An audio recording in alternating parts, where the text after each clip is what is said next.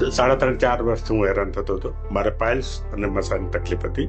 બરાબર. તો મચ્છાની અંદર બ્લડિંગ બી થતું હતું. બરાબર. 6 મહિનાથી તો બહુ ખૂબ જ પ્રોબ્લેમ વધી ગયો.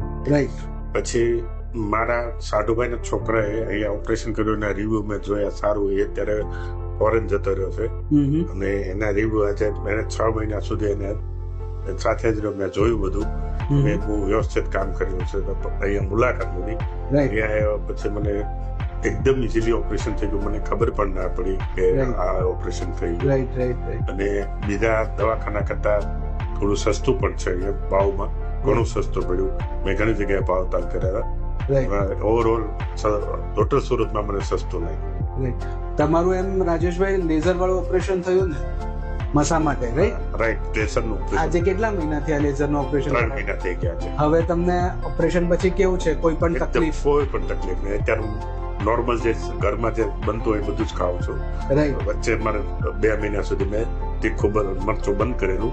આજે 15-20 દિવસથી નોર્મલ ઘરમાં જે બને. અને તમને ઓપરેશન પછી કેટલા દિવસે તમે તમારા કામે રેગ્યુલર ચાલુ થઈ ગયા હતા?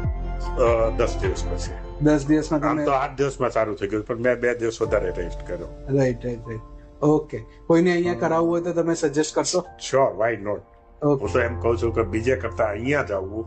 કે અહીંયાનો સ્ટાફ, અહીંયા ડોક્ટર સાહેબનો જે સ્વભાવ અને વર્ક એટલું બધું સારું છે જે બીજે આવું તમને નહીં મળે.